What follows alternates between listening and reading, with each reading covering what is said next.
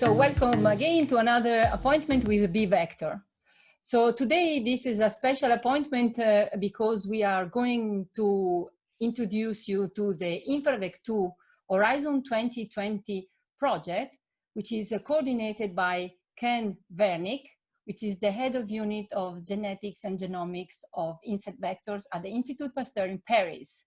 So we will talk today about what really InfraVec2 can offer, and we will explore all the potential of this very interesting project. So welcome to bVector to Professor Ken Vernick. Hi, Ken. Hi, Eva, thank you.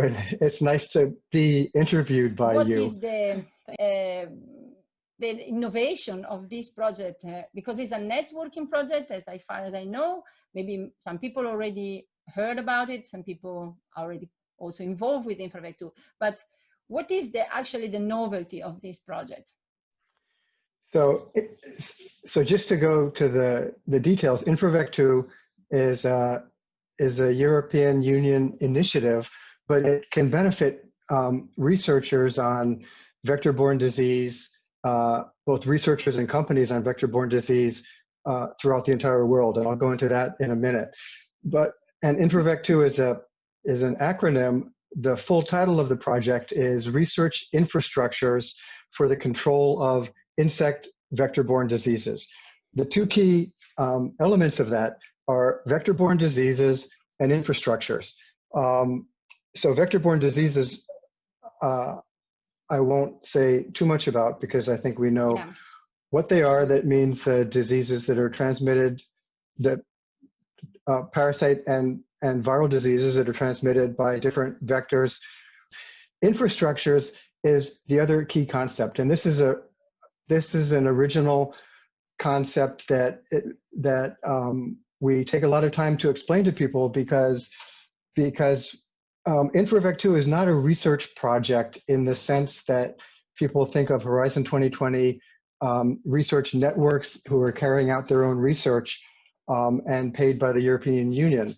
We have integrated and brought together the highest level infrastructures for working on vector-borne diseases. The key point is that these are rare and unique resources for research, and they're not typically or commonly available to many researchers. No. So the point of InfraVec2 is that we have identified the highest level, the most sophisticated infrastructures that can aid research on vector-borne disease, and we have opened those to the public. This is the sense in which anybody, and in fact people throughout the world, can benefit from InfraVec2, because what InfraVec2 is doing is providing no-cost access to researchers and to companies to these sophisticated, rare, and unique facilities.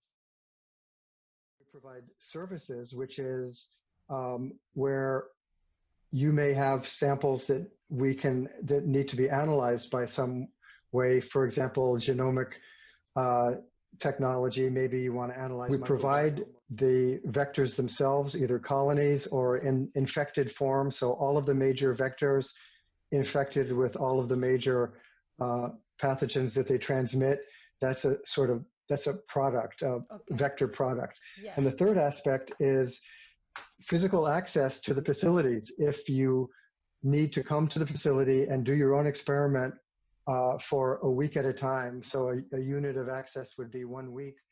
So these are things that can only be done in a relatively few places in the world. Great. And what about training? Is this consortium also offering training courses? Yeah, so training is a really important aspect of the project. That's a sort of capacity building of the research community.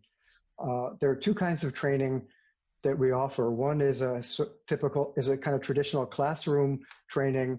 Two kinds of classes. One is on vector genomics and bioinformatics, and the other class is on experimental methods of vector infection.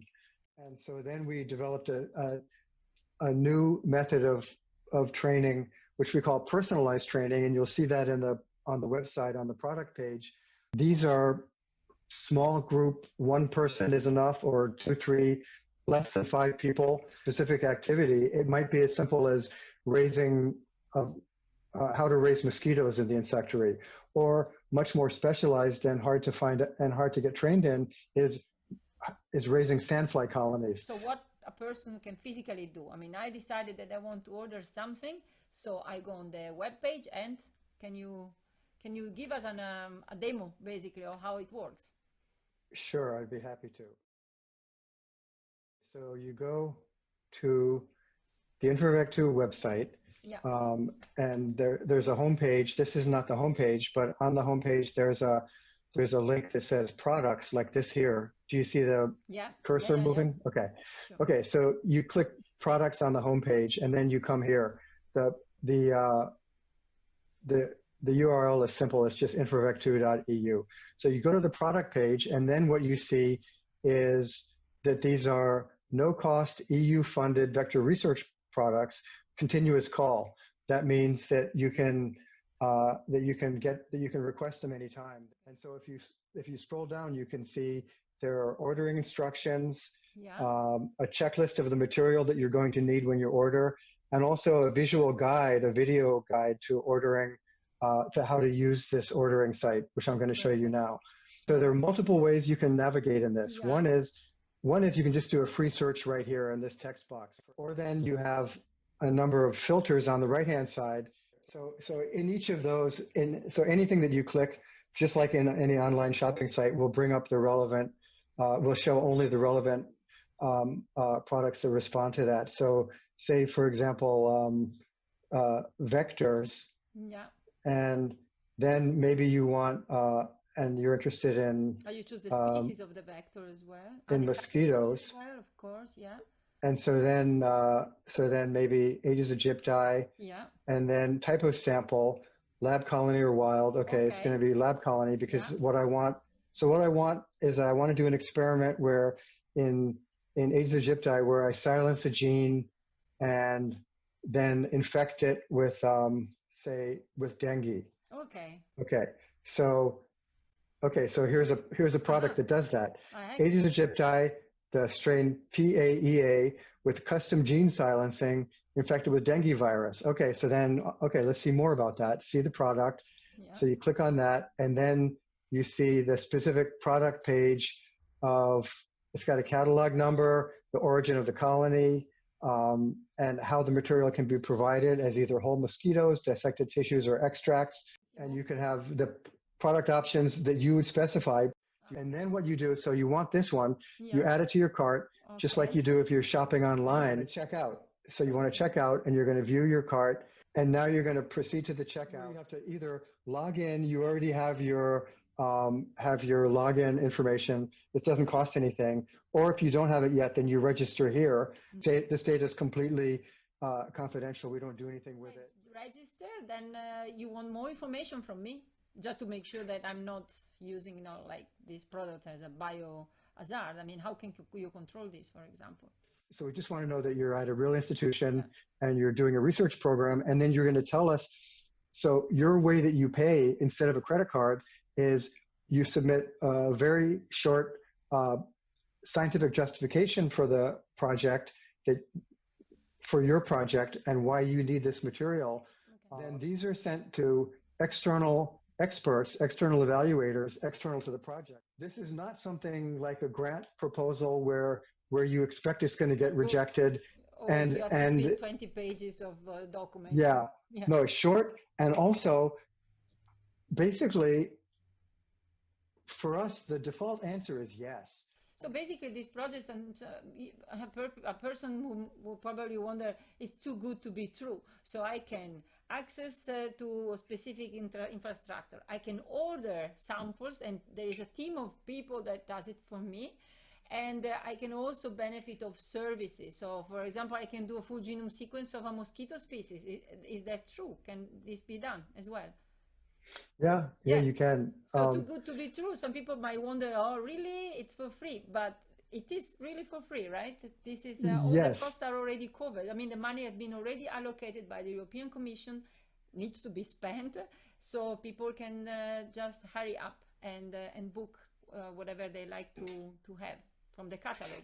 Free is maybe not the best word because it makes people a little bit more suspicious. We usually call it no cost because it's no cost to the user, but there is a cost. Europe, the EU is paying the cost of it and paying it to the provider paying the actual cost in order to provide the infected material or the services or whatever it is to the end user that requested from the catalog. And so in that sense, it's like any other grant support that you might get for your research.